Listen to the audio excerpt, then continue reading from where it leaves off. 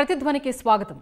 ముఖ్యమంత్రిగా చంద్రబాబు ఇప్పుడు 4సారి పరిపాలిస్తున్నప్పటికీ ఆయన తొలిసారి సీఎం బాధ్యతలు స్వీకరించి సెప్టెంబర్ 1కి 30 ఏళ్లు పూర్తయ్యాయి. విధిలేని పరిస్థితుల్లో సీఎం బాధ్యతలు చేపట్టిన ఆయన ఆంధ్రప్రదేశ్ ప్రగతికి విధాత అవటం విధి నిర్ణయం కావచ్చు. 3 దశాబ్దాల కాలంలో తన పాలనా దక్షతతో ఉమ్మడి ఆంధ్రప్రదేశ్ పైనే కాదు యావత్ దేశంపైన చెరగని ముద్ర వేశారు. ఉరు తొలగించేలా ప్రసంగించడం రాదు, మాస్ లీడరు కాదు, ఉన్నది ఒక్కటే పని చేయాలన్న సంకల్పం. దేశంలో అందరికంటే ముందే ఆలోచించే దూరదృష్టి, అభివృద్ధి కాంక్ష, రెక్కలు ముక్కలు చేసుకుని కష్టపడే స్వభావం ఇవన్నీ ఆయన్ని బ్రాండ్ అభివృద్ధికి బ్రాండ్ అంబాసిడర్ను చేశాయి. తొలిసారి 30 ఏళ్ల క్రితం సీఎం అయిన చంద్రబాబుకి ఇప్పటి సీఎం చంద్రబాబుకి మధ్య తేడా ఏంటి? రాజకీయ యవనికపై ఆయన ఎలాంటి ముద్ర వేశారు? ఇది నేటి ప్రతిధ్వని. చర్చలో పాల్గొంటున్న వారు విక్రమ్ పూలా గారు, మహాస్వాప్నికుడు పుస్తక రచయిత, డివి శ్రీనివాస్ గారు, సీనియర్ పాత్రికేయులు. రైట్, ముందుగా విక్రమ్ గారు, సరిగ్గా 30 ఏళ్ల క్రితం చంద్రబాబు ఎలాంటి పరిస్థితుల్లో ముఖ్యమంత్రి పదవి బాధ్యతలు చేపట్టారు? ఆయనపై ఆనాడు ఏమైనా అంచనాలు ఉన్నాయా? చంద్రబాబు నాయుడు గారు సెప్టెంబర్ 1, 1995 నాడు మొట్టమొదటిసారిగా ఉమ్మడి ఆంధ్రప్రదేశ్కు ముఖ్యమంత్రి అయ్యారండి. మీరన్నట్లుగా ఆ రోజు ఆయన ముఖ్యమంత్రి కావటానికి ఆ పార్టీలో జరిగినటువంటి కొన్ని పరిస్థితులు వల్ల ఆయన ముఖ్యమంత్రి పీఠాన్ని అధిష్ఠించడానికి పురిగొల్పిందని చెప్పచ్చు. ఎందుకంటే మనందరికీ తెలుసు 1994లో తెలుగుదేశం పార్టీ చాలా ఘన విజయం సాధించింది. 210 పైగా సీట్లు వచ్చినాయి. అదేవిధంగా మిత్రపక్షాలు కమ్యూనిస్టులు, ఉభయ కమ్యూనిస్టు పార్టీలు కూడా 25 పైగా సీట్లు వచ్చినాయి. కేవలం 26 సీట్లకు మాత్రమే కాంగ్రెస్ పార్టీ పరిమితమైంది. అయితే ఆ పరిస్థితులను ముందు మాట్లాడుకునే ముందు 1989-94 మధ్య కాంగ్రెస్ పరిపాలన, తెలుగుదేశం పార్టీలో చంద్రబాబు నాయుడు గారి పాత్ర గురించి కూడా చెప్పుకోవాల్సిన పరిస్థితి ఉంది. ఎందుకంటే 89-94 మధ్య 3 ముఖ్యమంత్రులు మారారండి. అంటే చెన్నారెడ్డి గారు, నేదురుమల్లి జనార్దన్ రెడ్డి గారు, కోట్ల విజయభాస్కర్ రెడ్డి గారు. ఆ సమయంలో చంద్రబాబు నాయుడు గారు డిప్యూటీ ఫ్లోర్ లీడర్గా ఉన్నారు. తెలుగుదేశం పార్టీకి ఫ్లోర్ లీడర్గా ఎన్టీ రామారావు గారు ఉన్నారు. ఎన్టీ రామారావు గారు కొంతకాలం తర్వాత కొంత అస్వస్థతకు లోనయ్యారు. అదేవిధంగా 93 ఆగస్టులో ఒక సంఘటన జరిగింది. ఆ రోజు శివారెడ్డి గారి హత్య జరిగిన దరిమిల శాసనసభలో ఆ అంశాన్ని చర్చించాలని పట్టుబట్టినప్పుడు స్పీకర్ గారు దానికి అనుమతించకపోగా ఆ రోజు కొంచెం అందరూ కలిసి, తెలుగుదేశం సభ్యులందరూ కలిసి గట్టిగా ఒత్తిడి తీసుకొచ్చిన నేపథ్యంలో ఎన్టీ రామారావు గారు తన సీట్లో కూర్చున్నప్పటికీ స్పీకర్ గారు మొత్తం అందరినీ కూడా సస్పెండ్ చేశారు. ఎన్టీ రామారావు గారిని కూడా సస్పెండ్ చేశారు. దానికి ఆయనకు ఆగ్రహం కలిగింది. అంటే నేను సీట్లోనే కూర్చున్నాను, నేను పోడియం దగ్గరికి వెళ్ళలేదు, అయినా కూడా నన్ను సస్పెండ్ చేశారు, ఇక నేను ఈ సభకు రాను, ముఖ్యమంత్రిగానే తిరిగి వస్తానని చెప్పారు అని వెళ్ళిపోయారు. అటువంటి సమయంలో ఆయన కొంత అస్వస్థతకు గురైన సమయంలో అటు పార్టీని, ఇటు లెజిస్లేచర్ పార్టీని రెండింటిని కూడా చంద్రబాబు నాయుడు గారు చాలా సమర్థవంతంగా 2 పాత్రలను ఆయన నిర్వహించారు. ఎందుకంటే ఆ రోజున 3 ముఖ్యమంత్రులు మారటం, 2 మంత్రులు రాజీనామా కూడా, అవినీతి ఆరోపణల మీద 2 మంత్రులను రాజీనామా చేయించినటువంటి ఘనత కూడా ఆ రోజు చంద్రబాబు గారి నేతృత్వంలోని తెలుగుదేశం పార్టీకి చెందింది. అయితే ఆ రోజున 5 ఏళ్ల పాటు పార్టీని సమర్థవంతంగా నిర్వహించడానికి పార్టీలో ఉన్నటువంటి సీనియర్ల శక్తి సామర్థ్యాలను ఆయన సంపూర్ణంగా వినియోగించుకున్నారు. అయితే తదనంతర పరిణామాల్లో లక్ష్మీపార్వతి గారు ఎన్టీ రామారావు గారి జీవితంలోకి ప్రవేశించడం, తర్వాత ఎన్టీ రామారావు గారు ఆ సమయంలో లక్ష్మీపార్వతి గారికి కొంత పార్టీ మీద కూడా పట్టు సాధించేటట్టుగా కొంత అవకాశం కల్పించడంతో టిక్కెట్ల విషయంలో కూడా కొంత ఇబ్బంది ఎదురైంది. అంటే ఎవరైతే తెలుగుదేశం పార్టీ తరఫున కష్టపడి పనిచేశారో వాళ్ళకి కాకుండా లక్ష్మీపార్వతి గారు సజెస్ట్ చేసినటువంటి కొంతమంది నాయకులకి టికెట్లు దక్కినాయి. అది పార్టీలో అసంతృప్తి బాగా పెరిగింది. అయితే కరెక్ట్గా ఇప్పుడు ఎప్పుడైతే ఆ విధిలేని పరిస్థితుల్లో బాధ్యతలు చేపట్టారో అప్పుడు ఏమన్నా చంద్రబాబు మీద అసలు అంచనాలు అనేవి ఉన్నాయా?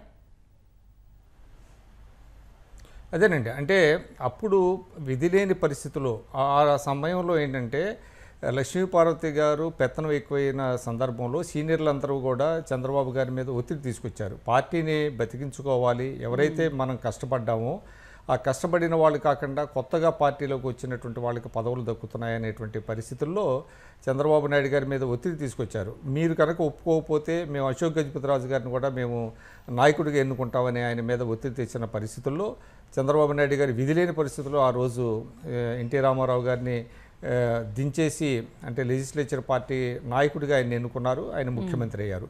అప్పుడు నిజానికి అంచనాలు లేవండి. మొదటి 2-3 నెలల వరకు ఆయన మీద ఎటువంటి అంచనాలు లేవు. ఎందుకంటే ఎన్టీ రామారావు గారికి ఉన్నటువంటి గ్లామరు, ప్రజాకర్షణ చంద్రబాబు గారికి లేవు. అందరూ ఆశ్చర్యపోయారు. అందరూ ఏంటంటే చంద్రబాబు నాయుడు గారు ఏ విధంగా ఈ పార్టీని రన్ చేస్తారు, ఏ విధంగా పరిపాలన చేస్తారు అని అందరూ అనుకుంటున్న సమయంలో ఆయన అందరి అంచనాలను తారుమారు చేసి చాలా త్వరితగతిన ఆయన పరిపాలనలో తనదైనటువంటి శైలి ఆ సమయంలో ఆయన ఏంటంటే కొన్ని తీసుకున్నటువంటి చర్యలు అది నేను తర్వాత మళ్ళీ మీకు చెప్తాను అదేంటనేది. ఓకే జీవి గారు, విధిలేని పరిస్థితుల్లో సీఎం బాధ్యతలు చేపట్టిన చంద్రబాబు ఏపీ అభివృద్ధికి విధాత అవుతారని ఆనాడు ఎవరైనా ఊహించారా? అంటే విధి నిర్ణయం అలాంటిది.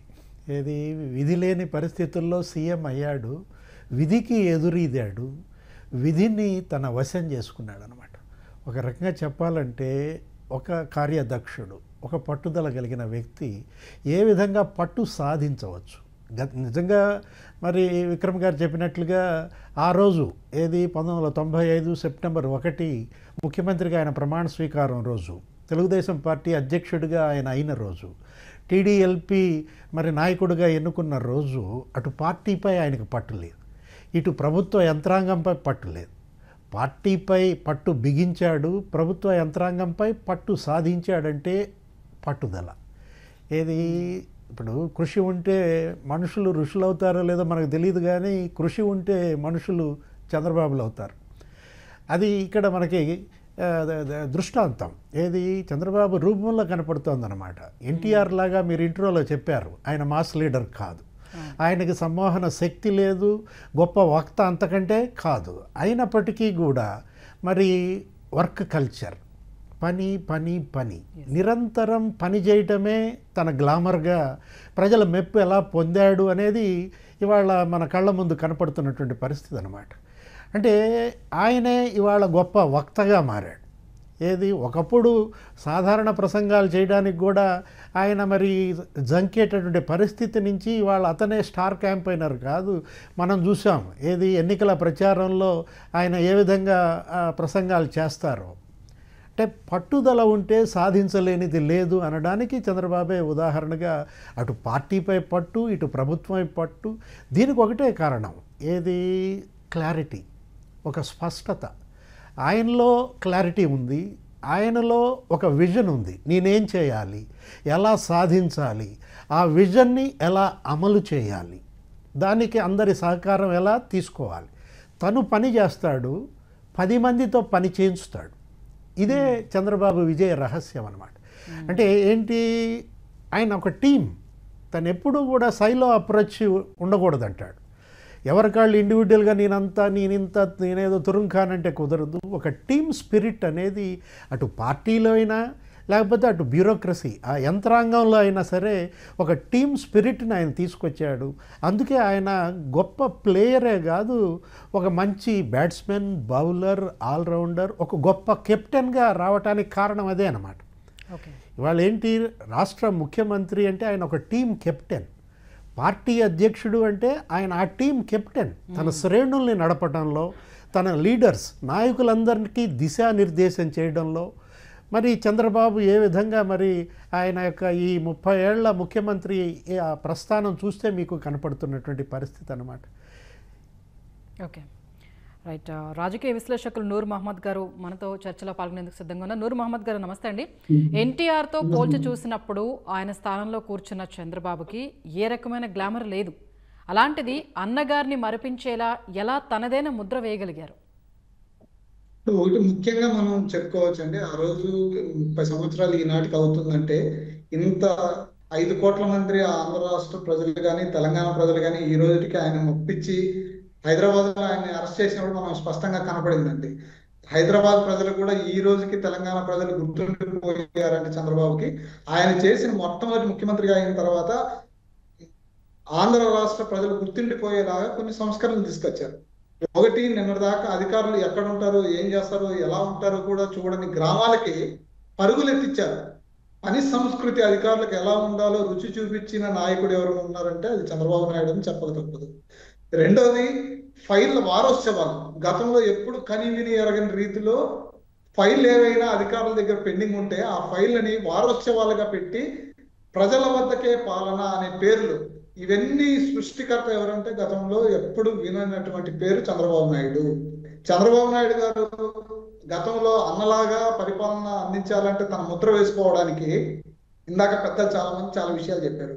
వాటన్నిటిని మనం పోలిస్తే ఎన్టీ రామారావు గారికి ఉన్నటువంటి చరిష్మా కావచ్చు, ఆయనకు ఉన్నటువంటి సినిమాలు కావచ్చు, అనేకమైనటువంటి లక్షణాలు ఉన్నటువంటి మహానుభావునిగా చెప్పుకుంటే ఎన్టీఆర్ రామారావు గారు అలాంటి స్థానంలో కూర్చున్నటువంటి చంద్రబాబు నాయుడు గారిని కేవలం పనితో, ఇందాక పెద్దలు చెప్పినట్లు తాను పరిగెత్తడం కాకుండా తన తోటి వారిని, అధికారుల్ని, ప్రభుత్వాన్ని, పార్టీని పరుగులెత్తించారు అని ఆ విధంగా ముందుకు తీసుకెళ్లడంతోనే ఈ రాష్ట్రంలో 30 సంవత్సరాలైనా ఆ రోజుకి నేటికి గుర్తు పెట్టుకుంటున్నామంటే జన్మభూమి లాంటి కార్యక్రమాలు కావచ్చు, ఫైళ్ళని అధికారులే ప్రజల వద్దకు వెళ్ళి పరిష్కారం చేసే దిశగా జరిగినటువంటి అనేక కార్యక్రమాలు ఈ రోజుకి గతంలో జరిగినటువంటి అధికారులు వణుకు పుట్టించేలాగా ప్రజలు తన వద్దకు వస్తే తాను ఏం చెప్తే అది చేస్తే చేయొచ్చు, లేకపోతే లేదు నిన్నటి దాకా. కానీ ఒక మానిటరింగ్ సిస్టమ్ కింద స్థాయి నుంచి రాష్ట్ర స్థాయి దాకా ఒక మానిటరింగ్ సిస్టమ్, ఒక అధికారి ఎవరైనా నిన్నటి దాకా ఏంటి, ఎవరైనా అధికారుల దగ్గర ప్రజలు పోయి తన సమస్య చెప్పుకున్నారంటే తాను పరిష్కరిస్తాడు, వదిలేస్తాడు, అడిగేవాడు లేడు. పైకి మళ్ళీ జవాబుదారితనం లేకుండా గతంలో ఉండేది. అదే చంద్రబాబు నాయుడు ముఖ్యమంత్రి అయిన తర్వాత ప్రతి ఫైల్కి ఒక జవాబుదారితనం ఉండాలి, పైకి సమాధానం చెప్పాలి, ఆ అర్జీదారునికి తిరిగి సమాధానం చెప్పే పద్ధతుల్లో ఒక బృహత్తరమైనటువంటి కర్తవ్యాలని అధికారుల్లో వణుకు పుట్టించేలాగా. అధికారులు చాలా మంది మంచి అధికారులు కూడా గతంలో కూడా ఉండొచ్చు, కానీ అందరినీ ప్రజలకి బాధ్యతగా నేను ఉండాలని నేర్పించినటువంటి పరిస్థితి కేవలం ఆ రోజు ఒక నూతన ఆర్థిక విధానాలు ఈ దేశంలో అమలు కావడానికి ముందు వస్తున్నటువంటి దిశగా అందరికీ చదువు రావాలంటే ఒక టార్గెట్. ఈ రాష్ట్రంలో అక్షరాస్యత చాలా వెనుకబాటుగా ఉండేది. అక్షరాస్యత అందరికీ రావాలంటే టీచర్ 9 గంటలకు స్కూల్లో ఉండాలి అని ఒక టీచర్ పిల్లలకి బత్తం పెట్టి ఏ విధంగా కొట్టి చదువు నేర్పిస్తాడో ఆ టీచర్లకే చంద్రబాబు నాయుడు గారు ఏం చేశారంటే నువ్వు టయానికి బడికి పోవాలి, బడికి పోయి ఆ విద్యార్థికి చదువు చెప్పాలి అని చెప్పించినటువంటి ఒక ఘనమైన చరిత్ర చంద్రబాబు నాయుడు గారు ప్రభుత్వానికి ఆ రోజు చేసినటువంటి నవయువకుడిగా ఉన్నారు. చాలా చురుకుతనంతో పనిచేశారు, చాలా కష్టంతో పనిచేశారు. ముల్లదారిని తన రహదారిగా మార్చుకున్నటువంటి ఘనమైన కీర్తి చంద్రబాబు నాయుడు గారికి ఆ రోజు దక్కిందని నేను భావిస్తున్నాను. విక్రమ్ గారు, 30 ఏళ్ల క్రితం ముఖ్యమంత్రిగా చంద్రబాబు ప్రమాణ స్వీకారం చేసిన రోజున ఆయన ఈ రాష్ట్రాన్ని ఇంతకాలం అంటే అత్యధిక కాలం పనిచేసిన సీఎంగా చరిత్ర సృష్టిస్తాడు అని ఎవరన్నా అనుకున్నారా? ఎవరు అనుకోలేదండి. ఆయన ముఖ్యమంత్రిగా సుదీర్ఘకాలం పనిచేయగలిగారు, అదేవిధంగా ప్రతిపక్ష నేతగా కూడా సుదీర్ఘకాలం పనిచేయగలిగారు. ఆయన అన్ని రికార్డులు చెరిపేశారు. గతంలో కాసు బ్రహ్మానందరెడ్డి గారు అత్యధిక కాలం అంటే ఉమ్మడి రాష్ట్రానికి ఆయన సీఎంగా పనిచేశారు. ఆ రికార్డుని ఆయన అధిగమించారు. అదేవిధంగా అనేక రికార్డ్స్ ఆయన అంటే రికార్డుల కోసం ఆయన పనిచేయలేదు, కానీ ఆ విధంగా ఆయన కలిసి వచ్చింది. ఖచ్చితంగా అది ప్రజాభిమానం చూరగొనటం వలన ఆయన ఇంతకాలం ఆయన రాజకీయాల్లో కొనసాగటం, అదేవిధంగా అత్యధిక కాలం అటు ఉమ్మడి ఆంధ్రప్రదేశ్కి ఇవాళ ఏదైతే విభజిత ఆంధ్రప్రదేశ్కి తొలి ముఖ్యమంత్రి కావటం, అదేవిధంగా మళ్ళీ ఇప్పుడు ముఖ్యమంత్రి కావటం, మధ్యలో ఆయన ప్రతిపక్ష నేతగా పార్టీని కాపాడుకోవటం. కాబట్టి ఇది ఎవరు ఊహించనిదండి. కాబట్టి ఇది ఒక అరుదైనటువంటి రికార్డ్స్ ఆయన సొంతమైనవి. ఉదాహరణకి అసలు పార్టీ వ్యవస్థాపక అధ్యక్షులైనటువంటి ఎన్టీ రామారావు గారే ఒకసారి ఏమన్నారంటే నాతో పుట్టిన ఈ పార్టీ నాతోనే గిడుతుంది అని అన్నారు. అంటే ఆయన కూడా ఊహించలేదు అది. అంటే చంద్రబాబు నాయుడు గారు మరి ఆయన ఉన్నటువంటి శక్తి సామర్థ్యాలు ఏ పార్టీ మనకి అర్థమవుతుంది. దానికి కారణం ఏంటంటే ఒక బలీయమైనటువంటి శక్తిగా తెలుగుదేశం పార్టీని రూపొందించడం, అదేవిధంగా ప్రజలకు మెచ్చేటువంటి ఒక పరిపాలన ఆయన అందించడం. కొన్ని సందర్భాల్లో ఆయన ఓటమి పాలు కావచ్చు, ఆయా సమయాల్లో ఉన్నటువంటి కొన్ని పరిస్థితుల దృష్ట్యా కొన్ని సందర్భాల్లో ఆయన తీసుకున్నటువంటి కొన్ని నిర్ణయాలు ప్రజలకి అర్థం కాకపోవచ్చు. అదేవిధంగా వాళ్ళు దాన్ని తిరస్కరించవచ్చు. కానీ ఆయన ఎప్పుడూ కూడా ప్రతిపక్ష రోల్ కూడా అద్భుతంగా ఆయన ప్లే చేశారు. ప్రజలకి నిరంతరం అందుబాటులో ఉన్నారు, అదేవిధంగా పార్టీ కార్యకర్తలకి. అందువలన ఇవాళ ఆయన 30 సంవత్సరాలుగా ఇవాళ రాజకీయాల్లో ఉండటం, అదేవిధంగా ఆయన ముఖ్యమంత్రి అవటం, ఇప్పటికీ ఆయన ముఖ్యమంత్రిగా ఉన్నారు. ఇంకా ఎన్ని రికార్డులు ఆయన అధిగమిస్తారో మనకి తెలియదు. కానీ బట్ ఆ సందర్భంలో మాత్రం ఎవరు కూడా అట్లాగా ఊహించే ఉండరు నేను అనుకోవటం. ఓకే, డివి శ్రీనివాస్ గారు, ఉమ్మడి ఆంధ్రప్రదేశ్లో అనేక మంది సీఎంలు పనిచేశారు. చంద్రబాబుని మిగతా వారితో కంపేర్ చేసినప్పుడు వారికి బాబుకు ఉన్న తేడా ఏంటి? ఆంధ్ర రాష్ట్రానికి కానీ ఆంధ్రప్రదేశ్కి కానీ ఇప్పుడు 16-17 మంది సీఎంలు పనిచేశారమ్మ. ఏది ఇప్పుడు మన విక్రమ్ గారు చెప్పినట్టు కాసు బ్రహ్మానంద రెడ్డి, అంతకుముందు నీలం సంజీవరెడ్డి, లేకపోతే కోట్ల విజయభాస్కర్ రెడ్డి, అంజయ్య, పివి నరసింహారావు, మర్రి చెన్నారెడ్డి, వీళ్ళందరూ కూడా ఎవరి స్టైల్ వాళ్ళది, ఎవరి ఫంక్షనింగ్ వాళ్ళది. ఎన్టీఆర్ది అసలు విలక్షణ శైలి.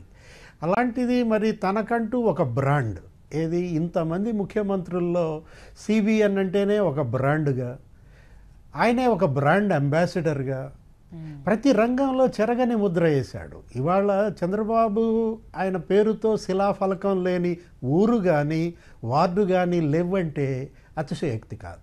ఉమ్మడి ఆంధ్రప్రదేశ్లో, ఒక్క విభజిత ఆంధ్రప్రదేశ్లో కాదన్నమాట. అంటే అడుగడుగున తనదంటూ ఒక ముద్ర వేశాడు. వ్యవసాయంపై ముద్ర వేశాడు.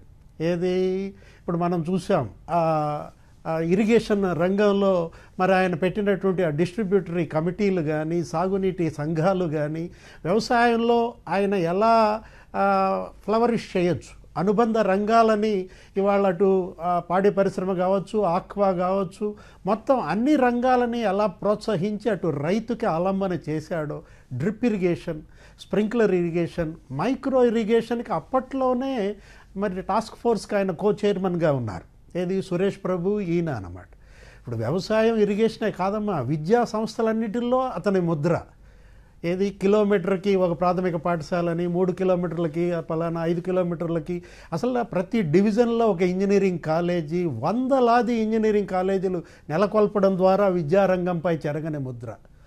కంపెనీలను రాబట్టడం ద్వారా, పరిశ్రమలు నెలకొల్పడం ద్వారా పారిశ్రామిక రంగంపైనే కాదు, యువత ఉపాధి కల్పనపై చంద్రబాబు ముద్ర. మహిళా సాధికారతలో అతని ముద్ర. ఏది పొదుపు విప్లవం తీసుకురావటం, డోక్రా మహిళలు, మరి 1 కోటి మంది పైగా డోక్రా మహిళలు ఇవాళ మహిళా సాధికారత. ఎందుకు నిన్నగాక మొన్న చూసాము ఈ ఉచిత బస్సు పథకం కానీ, తల్లికి వందనం పథకాలు కానీ, ఏ విధంగా మహిళలని ఆయన తన కాళ్ళపై తను నిలబెట్టేలా చేశారో, అటు రైతులు, యువత, మహిళలు, బడుగు బలహీన వర్గాలే ఆయనకి అండగా ఆయన నడిచిన విధానం ప్రతి చోట చంద్రబాబు ముద్రే ఆయన పనితీరుకి నిదర్శనం అమ్మ. నూరు గారు, ఇప్పుడు ప్రతి పొలిటీషియన్కి ఒక స్టైల్ ఉంటుంది. చంద్రబాబులో మీరు గమనించిన విశిష్టమైన లక్షణాలు ఏంటి? చాలా మంది పొలిటీషియన్స్ కి చంద్రబాబుకి చాలా డిఫరెన్స్ ఉంటుందండి. చంద్రబాబు గారు ఏదైతే ఆయన వ్యక్తిగత జీవితంలో విద్యార్థి స్థాయి నుంచి మనం కానీ అధ్యయనం చేస్తే అది చరిత్రలో బుక్గా చాలా వచ్చింటాయి ఇప్పటికే. కానీ ఆయన ఒక మారుమూల గ్రామంలో ప్రారంభమైనటువంటి ఆయన జీవితం ఈరోజు ప్రపంచ స్థాయిలో, ప్రపంచ దేశాలన్నీ, అనేక దేశాల్లో ఈయన ఆదర్శంగా తీసుకొని ఈరోజు ఆ దేశాల్లో కూడా ఏ విధంగా అభివృద్ధి చేసుకోవాలి అనేది చంద్రబాబు గారి యొక్క వ్యక్తిగత లక్షణాల వల్లే అంత ప్రపంచ స్థాయి నాయకుడిగా చంద్రబాబు నాయుడు గారు ముందుకెళ్లారు. ఎందుకంటే ఓ పాఠశాల దశలో కావచ్చు ఆయన పడిన కష్టాలను మనం చూడొచ్చు, అదేవిధంగా కళాశాల దశలో ఆయన పడినటువంటి కష్టాలు కావచ్చు, ఎస్వి యూనివర్సిటీకి వచ్చిన తర్వాత ఆయనతో పాటు అనుబంధంగా ఉన్నటువంటి చాలా మంది విద్యార్థి నాయకులుగా ఆ రోజు చలామణి అయిన వాళ్ళు చాలా మంది చంద్రబాబు నాయుడు గారు ఇంత ఆదర్శంగా ఏ విధంగా ముందుకు సాగగలిగారంటే వారి ఫ్రెండ్స్ ఇప్పటికీ పాఠాలుగా చెప్పుకుంటున్నటువంటి వారు. ఇంకా ఎస్వి యూనివర్సిటీలో కొంతమంది ప్రొఫెసర్లు, చంద్రబాబు నాయుడు గారికి చదువు చెప్పిన ప్రొఫెసర్లు ఈ రోజుకి కొంతమంది ఉన్నారు. వాళ్ళని అడిగితే ఈయన గురించి గంటలు సరిపోవండి. అలాంటి అనేక మనుషుల్లో లేని చాలా మంది లక్షణాలు, కొన్ని ప్రత్యేకమైన లక్షణాలు చంద్రబాబు నాయుడు దగ్గర ఉంటారు. ఆయన వ్యక్తిగత సహాయకులు కొంతమంది మాట్లాడారు. ఇప్పటికీ ప్రతిరోజు అధికారం ఉన్నా ప్రతిపక్షం ఉదయం 4-5 గంటల లోపు మొత్తం రాష్ట్రంలో నిన్నటి రోజు జరిగినటువంటి చరిత్రనంతా గంటల్లోనే ఈరోజు బ్రీఫ్ చేసుకునే పరిస్థితి మనం చాలా మంది చెప్తారు. కానీ విజన్ 2020 అని ఒక విజన్ ని వదిలినప్పుడు చాలా మంది మాలాంటి వాళ్ళు కూడా గతంలో విమర్శించారు.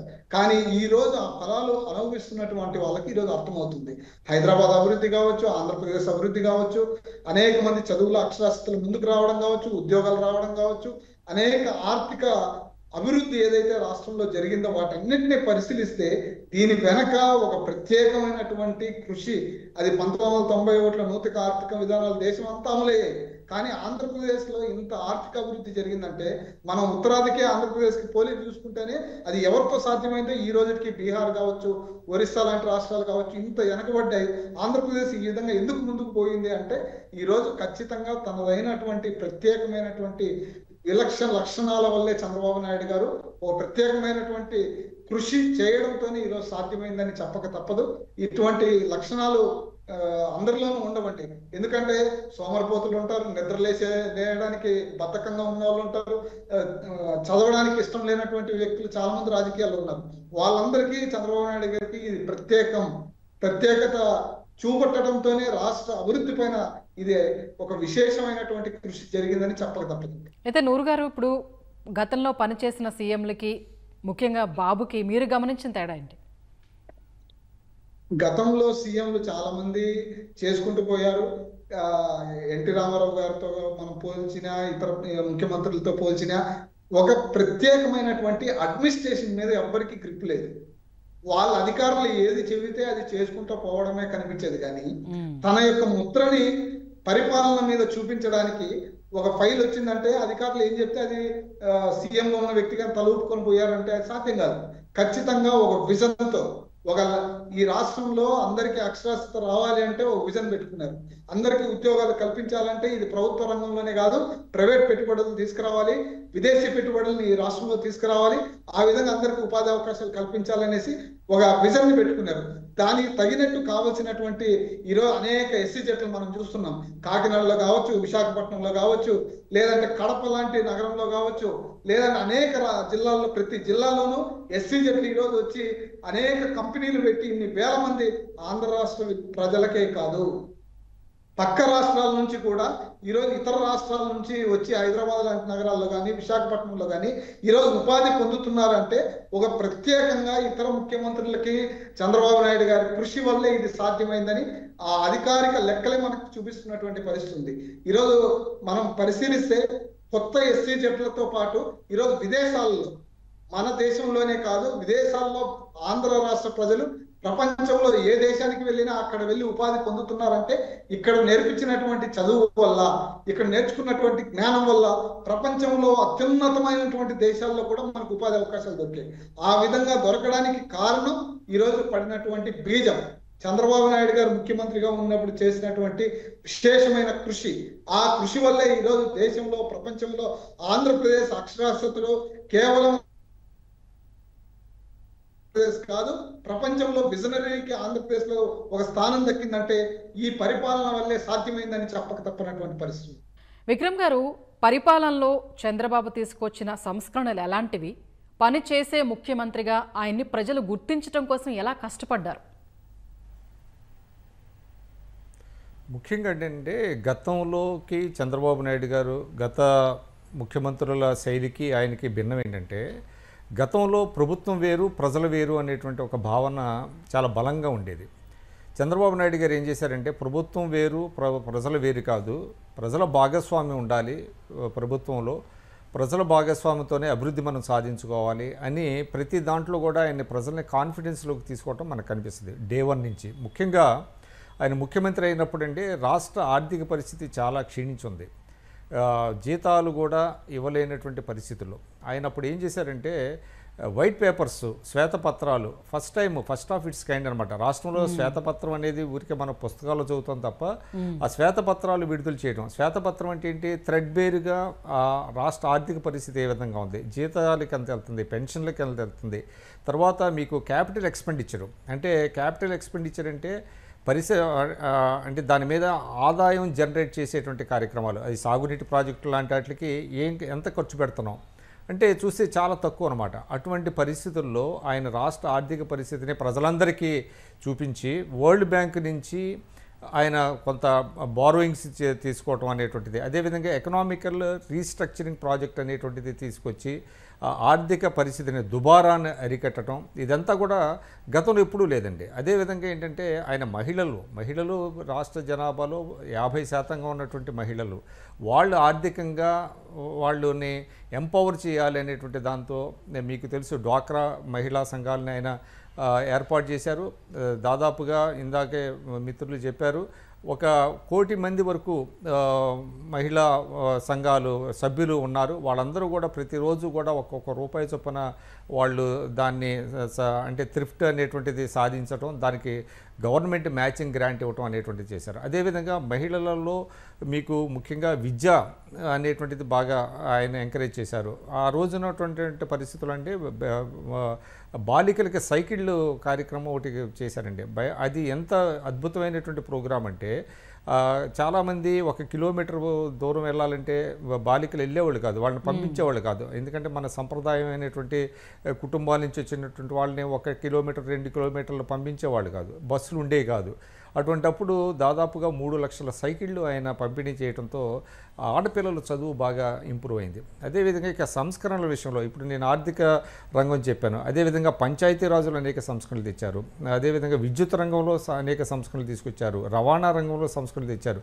ఆయన సంస్కరణలు తీసుకురానటువంటి రంగం అంటూ ఏదీ లేదండి. దానివల్ల ఏమైందంటే టెక్నాలజీని ఆయన అనుసంధానం చేసుకున్నాడు. ఈ సంస్కరణలతో పాటు టెక్నాలజీని అనుసంధానం చేసుకోవటం వల్ల అద్భుతమైనటువంటి ఫలితాలు. అప్పుడు ఆ రోజు అసలు ఏం జరుగుతుంది ఆంధ్రప్రదేశ్లో, what is happening in AP అనేటువంటిది అన్ని రాష్ట్రాల ముఖ్యమంత్రులు కూడా మన రాష్ట్రం వైపు చూసేటువంటి పరిస్థితి వచ్చింది. అదేవిధంగా మీకు ఆయన ఒకటే చెప్పాడు, నా దగ్గర మంత్రదండం ఏమీ లేదు, మనం కష్టపడదాం, కష్టపడి పనిచేద్దాం, సాధించుకుందాం అని ఒక ట్రాన్స్పరెంట్ గవర్నమెంట్ అంటే స్మార్ట్ గవర్నమెంట్ అని ఆయన ఒక ప్రతిపాదన చేశారు. అంటే simple, moral, responsive, transparent government అనే దాని మీద తీసుకొచ్చారన్నమాట. రెస్పాన్సివ్, ఒక ప్రజా సమస్య ఉంటే వెంటనే దాని మీద స్పందించాలి, ట్రాన్స్పరెంట్గా ఉండాలి, పారదర్శకత ఉండాలి. ఎక్కడా కూడా గతంలో ఈ పారదర్శకత ఉండేది కాదు. అట్లాంటి అనేకమైనటువంటిది తీసుకొచ్చి అదేవిధంగా ఆయన ప్రభుత్వ యంత్రాంగం ఒక మైండ్ సెట్ కూడా మార్చారు, కష్టపడదాం అన్నారు. ఆయన అనేక ఎగ్జాంపుల్స్ చెప్పేవాళ్ళు, సింగపూర్ కావచ్చు, జపాన్ కావచ్చు, అదేవిధంగా జర్మనీ కావచ్చు, సెకండ్ వరల్డ్ వార్లో దెబ్బతిని ఏ విధంగా అవన్నీ వచ్చినాయి అనేటువంటిది చెప్పారు. అదేవిధంగా ఆయన ఏంటంటే ఆయన తీసుకొచ్చినటువంటి మొదటి దశ సంస్కరణలు కొంత ప్రజల్లో అపోహలు సృష్టించినాయి. పివి నరసింహారావు గారు ప్రధానిగా ఉండగా అప్పుడు కొన్ని స్కామ్స్ జరిగినాయి. దాంతో సంస్కరణ అంటే భయపడే పరిస్థితి వచ్చింది. కానీ ఆయన ప్రజల్ని కాన్ఫిడెన్స్లో తీసుకున్నారు. సంస్కరణ అంటే భయపడాల్సిన అవసరం లేదు, సంస్కరణ మానవీయ కోణంతో చేయాలి అనేటువంటి దాని మీద ఆయన సంస్కరణలు చేపట్టడం, ఆ సంస్కరణల ఫలితాలు ఉదాహరణకు మీకు గతంలో ఓపెన్ స్కై పాలసీ అనేటువంటిది ఉండేది కాదండి. అంటే కేవలం మీకు ఎయిర్ ఇండియా ఒక్కటే గుత్తాధిపత్యంగా ఉండేది. దానివల్ల అనేక సమస్యలు వచ్చాయి.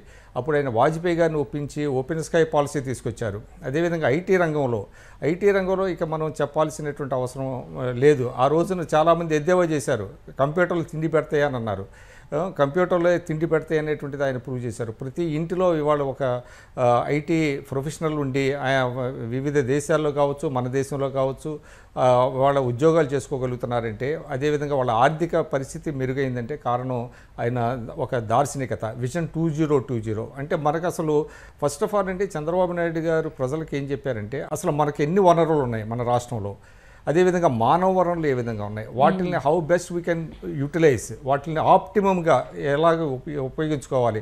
మీకు విచిత్రం ఏంటంటే వరల్డ్ బ్యాంక్ అధ్యక్షుడికి దగ్గరికి వెళ్ళినప్పుడు అసలు రాష్ట్రంలో ఏ రంగంలో ఎటువంటి వనరులు ఉన్నాయి అనేది అంతకుముందు ఏ ముఖ్యమంత్రి కూడా ఆవిష్కరించలేదండి. ఆయన ఒక పవర్ పాయింట్ ప్రజెంటేషన్తో ఒక ½ అవర్ పవర్ పాయింట్ ప్రజెంటేషన్ ఇచ్చారు. అప్పుడు జేమ్స్ విల్కిన్సన్ అని ఆయన వరల్డ్ బ్యాంక్ చైర్మన్ ఢిల్లీ వస్తే ఆయన ముందు ప్రజెంట్ చేశారు, మా రాష్ట్రంలో ఇన్ని వనరులు ఉన్నాయి, మానవ వనరులు ఈ విధంగా ఉన్నాయి, అదేవిధంగా సహజ వనరులు ఉన్నాయి, వీటిని ఈ విధంగా ఉపయోగించుకుంటున్నాం, మాకు సహాయం చేయండి అని ఆయన పవర్ పాయింట్ ప్రజెంటేషన్ ఇచ్చినప్పుడు first of its kind in the India అనమాట.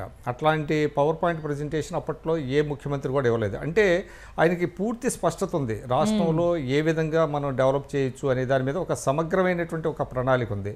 దాంతో మీకు అప్లాజ్ 10 నిమిషాల పాటు అందరూ లేచి చప్పట్లు కొట్టేటువంటి పరిస్థితి వచ్చింది. అంటే ఏంటంటే చాలా మైన్యూట్గా వెళ్తారు ఆయన. చాలా ఒక అంశాన్ని తీసుకుంటే చాలా మైన్యూట్గా వెళ్తారు, దాన్ని ఒక లాజికల్ ఎండ్కి తీసుకెళ్తారు. అంటే పైన ఏదో ఆ అంశాన్ని తీసుకొని చేయటం కాకుండా దాన్ని ఒక లాజికల్ ఎండ్కి, ఒక హేతుబద్ధమైనటువంటి ఒక ముగింపు ఇవ్వటం కోసం. అదేవిధంగా ఆ రోజు బడ్జెట్ను కూడా మీకు జీరో బేస్డ్ బడ్జెట్ పెట్టేవాళ్ళు. అసలు మనకి రాబడి ఎంత వస్తుంది, ఎంత ఖర్చు అవుతుంది అనేటువంటిది ప్రజల మధ్య. ఒకప్పుడు బడ్జెట్ అంటే బడ్జెట్లో ఏమున్నదో ఎవరికి తెలిసేది కాదు, అది ఒక రహస్యంగా, నిగూఢంగా, గుంభనంగా ఉంచేవాళ్ళు. అటువంటి దాన్ని ఆయన ప్రజలకి మొత్తం థ్రెడ్బేర్గా ఆయన వివరించేటప్పటికి ప్రజలకు కూడా ఒక కాన్ఫిడెన్స్ క్రియేట్ అయింది. అదేవిధంగా ఆయన ఎక్కడా కూడా నేను అది చేస్తాను ఇది చేస్తానని చెప్పలా. ఆయన చాలా తేటతెల్లంగా చెప్పారు, మన అందరం కష్టపడాలి, మనందరం కష్టపడితే ఈ రాష్ట్రం బాగుపడుతుంది అనేటువంటి ఒక వినూత్నంగా. ఈ లాస్ట్ పాయింట్ ఒకటి చెప్తా అండి. అసలు చాలా కీలకమైనది ఏంటంటే మన దేశంలో కావచ్చు, మన రాష్ట్రంలో కావచ్చు, ఒక స్టేటస్ కో అంటే యథాతథ స్థితి కొనసాగించడానికి అలవాటు పడిపోయారు మన రాజకీయ నాయకులు కావచ్చు. మనం కూడా దైనందిన జీవితంలో కూడా మనం ఏంటంటే ఒక సెట్ ఆఫ్ యాక్టివిటీస్ చేస్తూ ఉంటాం, దాని నుంచి భిన్నంగా బయటికి వెళ్ళాం అనమాట. అది ఏదో జరిగిపోతుంది కదా, ఏదో చెల్లనేదో అంటాం, ఆ టైపులో ఆ స్టేటస్ కోకి అలవాటు పడినటువంటి దాన్ని ఆయన బ్రేక్ చేశారు. ఒక వినూత్నమైనటువంటి పందాలో వెళ్ళాలి, ఈ స్టేటస్ కోలో వెళ్తే మనం అభివృద్ధి సాధించలేము అని ఎప్పుడైతే ప్రజల్ని ఆ దిశగా మళ్లించారో మీకు అద్భుతమైనటువంటి ఫలితాలు రాగలిగినాయి. అందువల్లే ప్రజలకి చంద్రబాబు నాయుడు గారి మీద ఒక కాన్ఫిడెన్స్ వచ్చింది. 22వ స్థానంలో ఉన్నటువంటి రాష్ట్రం పారిశ్రామికంగా 4వ స్థానానికి వచ్చింది. ఆయన ఆ రోజు దావోస్ వెళ్తే చాలామంది ఎద్దేవా చేశారు, దావోస్ వెళ్ళటం ఏంటి అని. అక్కడ వెళ్ళి ఇన్వెస్టర్స్ని కన్విన్స్ చేసి మా రాష్ట్రంలో ఏ ఉన్నాయి, మీరు వస్తే ఏ విధంగా మేము మీకు హెల్ప్ చేస్తాం అనేటువంటిది. ఐఎస్బి ఒక క్లాసికల్ ఎగ్జాంపుల్ అండి. అంటే ఒక అసాధ్యాన్ని ఏ విధంగా సుసాధ్యం చేశారంటానికి ఒక ముందు చూపు. అంటే ఒక నానుడు ఉంది. ఎందుకంటే కొంతమంది గోయింగ్ అన్ ఎక్స్ట్రా మైల్ అంటారు. కొన్ని సందర్భాల్లో మనం ఒక మైలు ఇంకా ముందుకు వెళ్ళాల్సినటువంటి పరిస్థితి వస్తుంది. అది చంద్రబాబు నాయుడు గారి విషయంలో అది రుజువైంది. ఆయన ప్రజల కోసం రాష్ట్రాన్ని అగ్రగామిగా నిలపటం అనేటువంటిది ఆయన దీనికోసం ఆయన ఎన్నో మీకు సియాటల్ వెళ్ళి ఆయన కంపెనీస్కి ఫైల్స్ పట్టుకొని వెళ్ళారు. రైట్ సార్, మళ్ళీ డిస్కస్ చేద్దాం. రైట్, డివి శ్రీనివాస్ గారు, టెక్నాలజీ, సంస్కరణలు, విజన్, ఇన్వెస్ట్మెంట్స్, రాష్ట్రపతి ప్రధాని ఎన్నికలో, జాతీయ రాజకీయాల్లో కీలక పాత్ర, ఇలాంటి మైలురాళ్లు ఎన్నో ఉన్న చంద్రబాబుకు చరిత్రలో రావాల్సినంత క్రెడిట్ వచ్చిందా? ఇంకా ఆయన చాలామందికి సాఫ్ట్ టార్గెట్గా ఎందుకున్నారు? బ్యూటీ ఆఫ్ డెమోక్రసీ అంటారు చంద్రబాబు పదే పదే ఆయన ప్రసంగాల్లో. బ్యూటీ ఆఫ్ పాలిటిక్స్ అన్నమాట ఇది. మీరన్నట్టుగా ఆయన జాతీయ రాజకీయాల్లో ఆయన భూమికకు ఇప్పుడు ఇక్కడ ఉన్నటువంటి వర్తమాన రాజకీయాల విమర్శలు అంటే హస్తిమ శకాంతం భేదం ఉంది. ఏది ఏనుగుకి దోమకి ఉన్నంత తేడా ఉందన్నమాట. ఇప్పుడు 47 ఏళ్ల రాజకీయం అమ్మ, 47 ఏళ్ల రాజకీయాల్లో, రాష్ట్ర రాజకీయాల్లో ఎన్నాళ్ళు అయినా 7 ఏళ్లే. 4 దశాబ్దాలు జాతీయ రాజకీయాల్లో ప్రధాన భూమిక అటు వాజ్పేయితో, దేవీలాల్తో, విపి సింగ్, లేకపోతే రామకృష్ణ హెగ్డే, హేమలతో కలిసి పనిచేశారు, ఫరూక్ అబ్దుల్లా, ఇలాంటి వాళ్ళందరితో కలిసి పనిచేసినటువంటి ఒక స్టాల్వాట్. ఏది ఇలాంటి నాయకుడు మరి ఇటువంటి వాళ్ళతో విమర్శలకు గురవుతున్నాడు. ఏది జగన్మోహన్ రెడ్డి, లేకపోతే అంబటి రాంబాబు, వీళ్ళందరూ కూడా పేర్ని నాని, జోగి రమేష్ లాంటి వాళ్ళు కూడా ఆయన విమర్శిస్తున్నారు అంటే మనం ఏమనుకోవాలా? Beauty of డెమోక్రసీయా? ఆయన భాషలో చెప్పాలంటే ఒకటి, ఇలాంటి నాయకుడు ఏ రాష్ట్రంలో అన్నా ఉన్నట్లయితే కళ్ళకద్దుకునేవాడు. ఇప్పుడు జాతీయ రాజకీయాల్లో ఆయన క్రియాశీలక భూమిక పోషించినా కూడా రాష్ట్ర ప్రయోజనాలే మిన్నగా. వాజ్పేయి ప్రధానిగా ఉన్నప్పుడమ్మా ఆయన్ని 7 మంత్రి పదవులు తీసుకోమన్నారు. ఏది తెలుగుదేశం పార్టీ తరఫున తన క్యాబినెట్లో 7 మంత్రి పదవులు ఇస్తానన్నా కూడా తోసి రాజని బాలయోగిని స్పీకర్గా పెట్టుకుని వాజ్పేయి ద్వారా ఆంధ్రప్రదేశ్కి నిధులు రాబట్టడమే లక్ష్యంగా పెట్టుకున్నాడు. ఇప్పుడు ఈ 4 లేన్, ఈ 6 లేన్, 8 లేన్ రోడ్స్ ఉన్నాయి. ఇప్పుడు ఈ ఔటర్ రింగ్ రోడ్డు, ఇవాళ ఔటర్ రింగ్ రోడ్ హైదరాబాద్కి మరి అది నెలకి 70 కోట్లమ్మా. ఏది టోల్ గేట్ మీద వచ్చేటువంటి ఇన్కమ్. శంషాబాద్ ఇంటర్నేషనల్ ఎయిర్పోర్ట్ అదేంటది 5,000 ఎకరాలు ఎందుకని అడిగారు ఆ రోజు, ఆయన పైన విమర్శలు చేశారు. అలాంటి శంషాబాద్ ఎయిర్పోర్ట్ దాని మీద వచ్చేటువంటి ఇన్కమ్ అది 2.5 కోట్ల మంది ప్రయాణికులంట ఒక సంవత్సరంలో. అది వచ్చే ఇన్కమ్ ఇవాళ తెలంగాణ రాష్ట్ర జిఎస్డిపిలో మరి 15% దాని నుంచే వస్తుందని. అంటే సంపద సృష్టి అంటే వీళ్ళేమంటారు, ఆయన ఏదో ముద్రేస్తాడా, ఆర్బీఐ గుద్దినట్టు గుద్దుతాడా, ఇలాంటి విమర్శలు ఆయన పట్ల చేస్తున్నారంటే ఒకటి ఇది కదా సంపద సృష్టి అంటే, లాజిస్టిక్స్ డెవలప్మెంట్. ఇప్పుడు ఐఎస్బి తీసుకొచ్చాడు. ప్రతి అభివృద్ధి కార్యక్రమం చంద్రబాబుది కథలుగా చెప్తారమ్మా. ఐఎస్బి ఆంధ్రప్రదేశ్కి ఎలా వచ్చిందంటే అదొక కథ. ఇప్పుడు మైక్రోసాఫ్ట్ ఆంధ్రప్రదేశ్కి వచ్చిందంటే అదొక కథ. ఇప్పుడు కియా ఉంది, ఇవాళ కార్ ఇండస్ట్రీ. అనంతపురం పెనుగొండ వచ్చిందంటే దేశంలోనే అతిపెద్ద ఎఫ్డిఐ అప్పట్లో.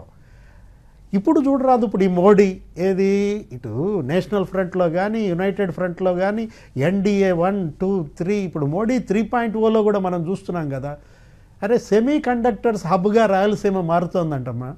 నిన్నగాక మొన్న మోడీ క్యాబినెట్ కొరియా నుంచి మరి 14,500 కోట్ల పెట్టుబడులతో సెమీ కండక్టర్స్ ప్లాంట్ ఎక్కడ ఈ కొప్పర్తి వరోకల్ దగ్గర పెడుతున్నారు. జపాన్ మరొక 500 కోట్లతో సెమీ కండక్టర్స్ హబ్. అంటే కేంద్రం నుంచి రాష్ట్రానికి ఎంత రాబట్టాలి, నిధులు ఎలా తీసుకురావాలి. అప్పుడు వాజ్పేయి హయాంలో అదే పనికి ఆహార పథకం అని చెప్పి గోడౌన్లలో బియ్యం అన్నీ కూడా ముక్కిపోతున్నాయి.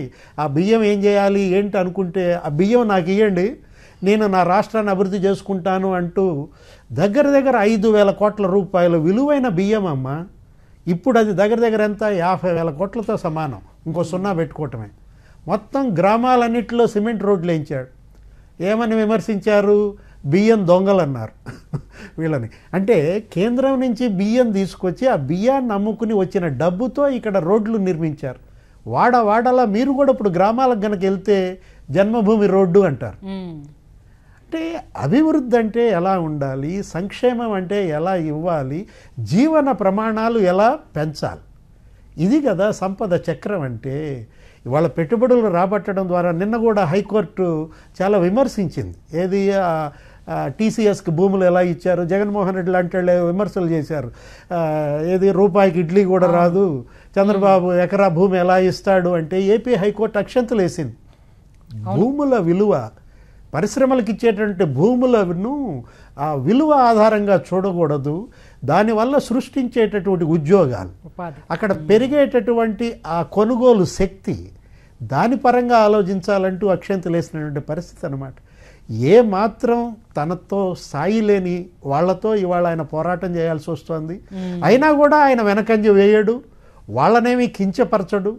తను మాత్రం తన ఒక యజ్ఞంలాగా ఆ అభివృద్ధిలో, సంక్షేమ పథకాల అమల్లో మనం చూస్తున్నాం ఏ విధంగా ఒక రోల్ మోడల్గా అతను పనిచేస్తున్నాడు. అవును, రైట్. నూర్ గారు, ఉమ్మడి ఆంధ్రప్రదేశ్ విడిపోయాక ఏపీకి సీఎం అయింది ఇద్దరే నాయకులు, చంద్రబాబు, జగన్. వీరిద్దరిని రాజకీయంగా పాలనా పరంగా కంపేర్ చేస్తే మీకేం కనిపిస్తుంది? 2014లో రాష్ట్ర విభజన జరిగిన తర్వాత ఏదైతే ఆంధ్రప్రదేశ్ నూతనంగా ఏర్పడినటువంటి ఆంధ్రప్రదేశ్కి ఆ రోజు ఉన్నటువంటి పరిస్థితులను గమనిస్తే రాష్ట్ర ప్రజలందరూ ముఖ్యమంత్రిగా ఒకటే నిర్ణయించుకున్నారు. ఒక విజనరీ లీడర్ ముఖ్యమంత్రిగా ఉంటే ఖచ్చితంగా రాష్ట్రం అభివృద్ధి చెందుతుంది, రాష్ట్రానికి రావాల్సిన కేంద్రం నిధులు వస్తాయి. ఆ విధంగా రాజధానిని హైదరాబాద్ లాంటి ఒక కీలకమైనటువంటి రాజధాని మనం కోల్పోతున్నాం. అట్లాంటి ఒక రాజధానిని హైదరాబాద్ని అభివృద్ధి చేసిన వ్యక్తే మళ్ళీ ఇట్లాంటి రాజధాని మనం సృష్టించుకోవాలి అనేది ఒక విజన్తోనే ఆ రోజు 2014లో మళ్ళీ ముఖ్యమంత్రిగా చంద్రబాబు నాయుడు గారిని ఎన్నుకోవడం జరిగింది.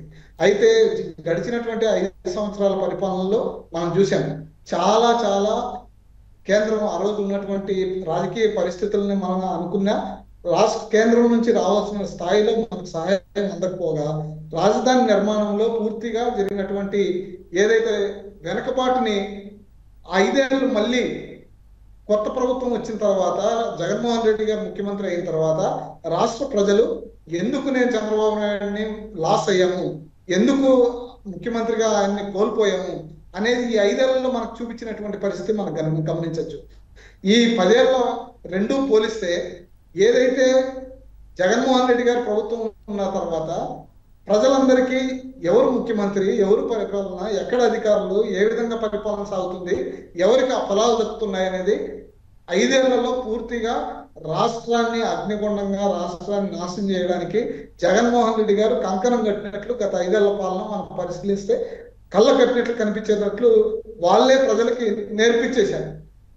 అయితే గత ప్రభుత్వంలో జరిగినటువంటి కేంద్ర ప్రభుత్వం జరిగినటువంటి నష్టాన్ని పూడ్చుకోవడానికి మళ్ళీ కేంద్రంతో ఒప్పందాల్లో వెళ్ళి ఈ రోజు మళ్ళీ అమరావతి అభివృద్ధి కోసం ఈ రోజు కేంద్రంతో నిధులు రాబట్టుకోవడానికి అక్కడ ఉన్నటువంటి ప్రత్యేక పరిస్థితులు కూడా ఈ రోజు తోడు కావడంతో అమరావతి రాజధాని అభివృద్ధి అనేది మరింత ముందుకి స్పీడ్ గా ముందుకు పోవడానికి బాగా దోహదపడుతున్నటువంటి పరిస్థితి. ఈ గడిచిన సంవత్సర కాలమే కావచ్చు, చాలా ముందడుకు వెళ్ళినటువంటి పరిస్థితి. అంటే మన దరిద్రం ఏంటంటే ఇద్దరి పోలిక అనేది నాకు నచ్చట్లేదు. మనం అంతో ఇంతో పోల్చుకోవాలని భావిస్తే గతంలో రాజశేఖర రెడ్డి గారు ముఖ్యమంత్రిగా ఆ పరిపాలనకై లేదంటే జగన్మోహన్ రెడ్డి గారి పరిపాలన కన్నా రాజశేఖర రెడ్డి గారితో పోల్చుకోవడానికి అర్హుడుగా నేను అంటే నూరు గారు మనం ఉమ్మడి ఆంధ్రప్రదేశ్ విడిపోయాక సంగతి మాట్లాడుకుంటున్నాం, అందుకని అడగాల్సి వచ్చింది. అదే అండి, వీళ్ళిద్దరి మధ్య మన పోలిక అనేది తన కొడుకు వయసుతో సమానమైనటువంటి వ్యక్తిగా జగన్మోహన్ రెడ్డి గారిని మనం చూడొచ్చు. కానీ ఈ ఆంధ్ర రాష్ట్ర ప్రజలు పూర్తిగా ఇద్దరి పరిపాలన 5 సంవత్సరాలు చూసిన తర్వాత ఒక గుణపాఠంగా తీసుకున్నారు. మరీ 20 సంవత్సరాల లోపు మళ్ళీ ఇటువంటి వ్యక్తిని ఆంధ్ర రాష్ట్ర ప్రజలు చూడకూడదు. చూసామంటే ఆంధ్రప్రదేశ్ అంధకారంలోకి వెళ్ళిపోతుంది. అట్లాంటి పరిస్థితి రానికుండా జాగ్రత్తగా పరిపాలన చూసుకోవాలి. రాష్ట్రానికి చంద్రబాబు నాయుడు లాంటి వ్యక్తి విజనరీ నాయకుడు ఆంధ్రప్రదేశ్ కి ముఖ్యమంత్రిగా కావాలి. అట్లా ఈరోజు ప్రజలందరూ ఏదైతే మనకి 6 గ్యారంటీస్ వచ్చాయి, 6 గ్యారంటీస్ ని చాలా సున్నితంగా ఈరోజు చర్చ జరగకుండానే ప్రజలు అడగకుండానే ఇప్పటికే 3-4 గ్యారంటీలు అమలు చేసినట్లు ఈరోజు మనకు కనబడుతుంది. విక్రమ్ గారు, ఎంతసేపు పరిపాలనలో సమయం గడుపుతూ చంద్రబాబు రాజకీయం చేయటం మానేశారని, ఫలితంగా ఆయన పదవిని కోల్పోవడమే కాదు రాష్ట్రం భవిష్యత్తును కోల్పోతుందని ఆరోపించేవారు ఉన్నారు. మీరేమంటారు? అంటే ఈ విమర్శలు జనరల్గా జరుగుతూనే ఉంటాయండి. కాకపోతే ఏంటంటే రాజకీయం అంటే ఏంటనే దాని మీదే మనం అంటే అర్థం ఏంటనేటువంటిది ఒక్కొక్కరు ఒక్కో రకమైనటువంటి అర్థం తీసుకుంటూ ఉంటారు. రాజకీయం అనేది అభివృద్ధి కోసమే రాజకీయం అనేటువంటిది ఆయన ఆలోచన. సరే, ఇటు పార్టీని సమన్వయం చేసుకోవాలి, పార్టీ అధ్యక్షుడిగా అటు పరిపాలన కూడా సమన్వయం చేసుకోవాల్సినటువంటి బాధ్యత ఉన్నది. అయితే ఏంటంటే పార్టీలో కూడా యాస్పిరేషన్స్ పెరుగుతూ ఉంటాయి చాలామందికి. అందరినీ సమన్వయం చేసుకోవాలి. ముఖ్యంగా సోషల్ జస్టిస్ అనేది చాలా ఇంపార్టెంట్ అండి. అంటే చంద్రబాబు నాయుడు గారు మనం చూసినట్లయితే ఏ పార్టీలో చేయనటువంటి సోషల్ జస్టిస్ తెలుగుదేశం పార్టీలో చేస్తారు. ఎందుకంటే మొట్టమొదటి నుంచి కూడా తెలుగుదేశం పార్టీలో బడుగు బలహీన వర్గాలకి చాలా పెద్దపీట వేస్తా వచ్చారు. అది ఇప్పటికీ కూడా కొనసాగుతుంది. మీరు గమనించినట్లయితే ఇందాకే మిత్రులు శ్రీనివాస్ గారు చెప్పారు, మన బాలయోగ్ గారిని అవకాశం వచ్చినప్పుడు ఆయన లోక్సభ స్పీకర్ చేశారు, ఇక్కడ ప్రతిభా భారతి గారిని అసెంబ్లీ స్పీకర్ చేశారు. అదేవిధంగా ఇటీవల లాస్ట్ టైము 2014-19 మధ్య మన షరీఫ్ గారిని కౌన్సిల్ చైర్మన్ చేశారు. ఇట్లాగా అదేవిధంగా పార్టీ పదవుల్లో కూడా కొంత సమతుల్యత పాటించాల్సినటువంటి అవసరం ఉంటుంది. అందువల్ల ఆయన సామాజిక న్యాయం అనేటువంటిది అసలు తెలుగుదేశం పార్టీకి చాలా ఇంపార్టెంట్ ఇదనమాట. అందువల్ల పదవుల పంపిణీలో కొంతమందికి అన్యాయం జరిగిందనో లేకపోతే ఇంకేదనో మాట్లాడుతూ ఉంటారు. అదేవిధంగా రాజకీయాలని అభివృద్ధి అంటే అధికారంలోకి వచ్చిన తర్వాత ఆయన పరిపాలన మీద దృష్టి పెడతారు, పార్టీ మీద దృష్టి పెట్టరు అనేటువంటిది కూడా ఉన్నది. అది కానీ ఆ రెండు కూడా సమతుల్యం, ఏది ప్రాధాన్యత అనేటువంటిది కూడా మనం ఆలోచించుకోవాలి. నిరంతరం కూడా రాజకీయాల మీద దృష్టి కాకుండా పరిపాలన మీద దృష్టి పెట్టాలి. ఆయన ఒకప్పుడు ఒకటి చెప్పారు, ఎన్నికల సమయంలో తప్ప మిగతా సమయాల్లో మనం రాజకీయం చేయొద్దని మిగతా పార్టీలకు చెప్పినప్పటికీ సరే మిగతా పార్టీలు ఆ విధంగా ఉండేటువంటి అవకాశం లేదు. వాళ్ళకి నిరంతరం కూడా మనకు తెలుసు, ఒకప్పుడు కాంగ్రెస్ పార్టీ ఏ విధంగా అస్థిరపరిచి ఇక్కడ నాన్ కాంగ్రెస్ పార్టీలను మనం చేసిందో మనందరికీ తెలుసు. ఎన్టీ రామారావు గారి ప్రభుత్వాన్ని పడగొట్టింది, ఫరూక్ అబ్దుల్లా గారి ప్రభుత్వం, ఈఎంఎస్ నమ్మూద్రిపాది గారి ప్రభుత్వం, అజయ్ ఘోష్ ప్రభుత్వం, ఇట్లాగే చాలా ప్రభుత్వాలను అస్థిరపరిచేది. అది రాజకీయం అంటే వాళ్ళ దృష్టిలో అది క్యాంపు రాజకీయాలు, ఢిల్లీకి పోవటం, మంత్రులు మార్చడం అట్లాగా. కానీ తెలుగుదేశంలో అట్లా ఉండదు. తెలుగుదేశంలో ఏంటంటే ఒకసారి అధికారంలోకి వచ్చిన తర్వాత అభివృద్ధి మీద దృష్టి పెడతారు. అదేవిధంగా ఒక సామాజిక న్యాయం, సోషల్ జస్టిస్ అనేటువంటిది ఆ ప్లాంక్ మీద వెళ్తారు. కాబట్టి అటువంటి విమర్శలు వస్తూ ఉంటాయి. ఏదేమైనప్పటికీ కూడా ఆయన సమతుల్యత పాటిస్తున్నట్టుగానే మనకు అర్థం చేసుకోవాలి. ఓకే, డివి శ్రీనివాస్ గారు, ఇప్పుడు ఆంధ్రప్రదేశ్ ఉన్న పరిస్థితుల్లో నుంచి చూస్తే చంద్రబాబుకు సీఎం పదవి అవసరమా, ఏపీకి చంద్రబాబు అవసరమా? ముఖ్యమంత్రి పదవి చంద్రబాబుకి కొత్త కాదమ్మా. ఇప్పటికే 4 సార్లు ముఖ్యమంత్రిగా చేసినటువంటి చంద్రబాబుకి ఆ పదవితో అనగూడేదేముంది. కాకపోతే ఆంధ్రప్రదేశ్కే చంద్రబాబు అవసరం ఉంది. ఎందుకంటే ఆంధ్రప్రదేశ్ ప్రస్తుతం ఉన్నటువంటి మరి అప్పులు 10 లక్షల కోట్ల అప్పుల్లో నుంచి ఆంధ్రప్రదేశ్ని గట్టెక్కించాలంటే 20 లక్షల ఉద్యోగాల కల్పన ఆయన లక్ష్యంగా పెట్టుకున్నాడు. స్పష్టంగా మరి 20 లక్షల ఉద్యోగాల కల్పన కోసం మరి 40 లక్షల కోట్ల పెట్టుబడులు తేవాలని ఆయన లక్ష్యంగా పెట్టుకున్నారు. తొలి అడుగే 10 లక్షల కోట్ల పెట్టుబడులు సాధించాడు. 6 లక్షల కోట్ల పెట్టుబడులు గ్రౌండ్ అవుతున్నాయి. 6 లక్షల మందికి ఉపాధి కూడా ఇవాళ వస్తుంది. మెగా డిఎస్సి కూడా మనం చూసాం. రేపే వాళ్ళు అసలు 1వ తారీఖు నుంచి విధులకి హాజరవుతారు కొత్త ఉపాధ్యాయులు కూడా. ఇవాళ ఏంటంటే ఆంధ్రప్రదేశ్ ప్రస్తుతం ఉన్నటువంటి పరిస్థితుల్లో దీన్ని ఒడ్డున పడగలిగినటువంటి ఒకే ఒక నాయకుడు చంద్రబాబు అన్నమాట. విపత్తుల్లో చంద్రబాబు ఎలా పనిచేస్తారో మీకు తెలుసు. తిత్లీలో కానీ హుద్హుద్లో కానీ లేకపోతే ఎప్పుడు వరదల్లో మొన్న కూడా చూశారు బుడమేరు వరదల్లో ఆయన పనితీరు ఎలా ఉందో. ఇప్పుడు జగన్ అనే విపత్తులో కూడా అలాంటి చంద్రబాబు కావాలి. ఏది అప్పుడు హుద్హుద్లో నుంచి విశాఖను ఎలా అయితే గట్టెక్కించాడో, తిత్లీలో నుంచి శ్రీకాకుళాన్ని ఎలా ఒడ్డునేసాడో, ఇప్పుడు ఈ జగన్ అనే విపత్తులో నుంచి ఆంధ్రప్రదేశ్ను ఒడ్డున పడేసే ఆపద్బాంధవుడు ఇవాళ చంద్రబాబు కావాలి. ఇది ప్రజల ఆకాంక్ష. అందుకే ఆయనకి మరి అంత మెజారిటీతో 164 సీట్లతో ఆయన గెలిపించారంటే కారణం అదే అన్నమాట. అందులో తొలి అడుగు ఇవాళ అద్భుతంగా పడింది. ఇంకా 4 ఏళ్ళు ఉంది. ఈ 4 ఏళ్లలో కూడా ఆయన ఆశించిన లక్ష్యాలు చేరుకోవాలి. అప్పుల ఊబిలో నుంచి ఈ ఆంధ్రప్రదేశ్ని ఒడ్డునేయాల్సిన బాధ్యత కూడా చంద్రబాబుపై ఉన్న నేపథ్యంలో మరి ప్రజలు ఇంత కోరుకుంటున్నారు. మరి ఆయన నుంచి ఆయన పని కూడా మనం చూసాం. గతంలో ఎప్పుడన్నా ఏ నాయకుడన్నా ఈ విధంగా పనిచేశాడమ్మా? ఏది శాసనసభకి వెళ్ళని ప్రతిపక్ష నాయకుడిని మొట్టమొదటిసారి చూస్తున్నాం. జగన్మోహన్ రెడ్డి ఒక బాధ్యత రహితుడిగా ప్రజలు ఇచ్చిన బాధ్యత ఇది. ఇదొక సామాజిక బాధ్యత. ప్రజాసేవ అనేది ఇవాళ పాలకుడికి చీఫ్ మినిస్టర్ పోస్ట్ అనేది, చీఫ్ మినిస్టర్ అంటే రారాజా లేకపోతే ఏమైనా సామంత రాజా కాదమ్మా. చీఫ్ మినిస్టర్ అంటే కూలీ నంబర్ 1 అని రుజువు చేశాడు చంద్రబాబు నాయుడు అన్నమాట. ఇవాళ మరి ఒక శాసనసభ రేపు వస్తోంది. ఒక సవాల్ కూడా విసిరారు. ఏది వైకాపా ఎమ్మెల్యేలను రమ్మని పిలిచారు. ఛాలెంజెస్ అనేదే ఇవాళ చంద్రబాబుకి ఒక ఫ్రెండ్స్ అమ్మ. సవాళ్లే చంద్రబాబుకి స్నేహితులుగా మనం చూడాలి. ఇదొక సవాల్. ఏది జగన్ అనే విపత్తు నుంచి మరి ఆంధ్రప్రదేశ్ను ఒడ్డున పడేసే సవాల్ని ఆయన ఎంత మేర లాజికల్ ఎండకి తీసుకెళ్తాడో ప్రజలు ఇవాళ కళ్ళంతా ఒత్తులేసుకుని చూస్తున్నారు. ఓకే, నూరు గారు, 1999 నాటి సీఎం చంద్రబాబుకు నేటి సీఎం చంద్రబాబుకు మధ్య మీరు గమనించిన తేడాలేంటి? చంద్రబాబు నుంచి ఇంకా ప్రజలు ఏం ఆశిస్తున్నారు, ఎలా ఉండాలని కోరుకుంటున్నారు? 1991 మనం పరిశీలిస్తే ఒక డైనమిక్ సీఎంగా ఆ రోజు ఉన్నటువంటి పరిస్థితుల్లో ముఖ్యమంత్రి అయిన తర్వాత ఒకటి అందరి అధికారులని ప్రభుత్వాన్ని ఒక ఘాటిలోకి తీసుకొచ్చి ప్రభుత్వం అంటే ఇలా ఉంటది, ప్రజలకు ఈ విధంగా సేవ చేయొచ్చు అని ఆంధ్ర రాష్ట్ర ప్రజలకు మొట్టమొదటిసారిగా రుచి చూపించినది. ప్రభుత్వ పరిపాలన ఈ విధంగా ఉంటే ఈ విధంగా ఫలితాలు సాధించవచ్చు అని రుచి చూపించినటువంటి నాయకుడు చంద్రబాబు నాయుడు గారు. ఆ తర్వాత మనం పరిశీలిస్తే ఇప్పుడున్నటువంటి పరిస్థితుల్లో అధికారులు అలవాటు అయిపోయారు. ప్రభుత్వం చంద్రబాబు నాయుడు గారు అధికారంలో ఉంటే ఒళ్ళు దగ్గర పెట్టుకొని పనిచేయాలి. ఏ సమస్య ప్రజలకు వచ్చినా తాను జవాబుదారితనంగా పైన చెప్పక ముందే ఈరోజు పనిచేసే పద్ధతుల్లో అందరినీ గాడిలో పెట్టినటువంటి పరిస్థితి మనం గమనించవచ్చు. రెండో విషయం, ఈరోజు అవసరాలు, ఇప్పటికీ రాష్ట్రానికి అనేక అవసరాలు ఉన్నాయి. ఈ అవసరాలు తీరాలంటే ఖచ్చితంగా చంద్రబాబు నాయుడు గారు ఉంటేనే అవి సాధ్యమైనటువంటి పరిస్థితి ఉంది. ఈరోజు ఇప్పటికీ 67% అక్షరాస్యతతోనే మనం ఉన్నాం. ఇంకా ఈరోజు 100% అక్షరాస్యత సాధించాలన్నా ఈరోజు ప్రజలందరికీ సొంతంగా ఉద్యోగాలే కాకుండా అనేక రకాల ఉపాధి అవకాశాలు ఈరోజు రాష్ట్రంలో అనేక మంది పెట్టుబడిదారులు వస్తున్నారంటే అది ఒక విజనరీతో ఒక ప్లాంట్ గా 91లో వేసినటువంటి ప్లాన్ ఈ రోజు అమలు అవుతుంది. ఆ అమలు సంపూర్ణంగా కావడానికి ఈరోజు విజనరీ లీడర్ గా ఉన్నటువంటి చంద్రబాబు నాయుడు అవసరం. ఖచ్చితంగా ఈ రాష్ట్ర ప్రజలు గుర్తించారు కాబట్టి అధికారంలో మళ్ళీ వచ్చేటట్లు ఈరోజు మనకు కనపడుతున్నది. అదేవిధంగా ఇచ్చినటువంటి హామీలు ఏవైతే ఉన్నాయో ఆ హామీల అమల్లో కూడా చాలా చురుగ్గా ఈ ప్రభుత్వం పనిచేస్తుంది. కాబట్టి ఈ 4 సంవత్సరాలు సంపూర్ణ అధికారాన్ని ప్రజలకు అందించే పద్ధతిలో ఈ ప్రభుత్వం కృషి చేస్తుందని నేను భావిస్తున్నాను. రైట్ అండి, ధన్యవాదాలండి నూర్ గారు, డివి శ్రీనివాస్ గారు, విక్రమ్ గారు. ఇది ఇవాల్టి ప్రతిధ్వని.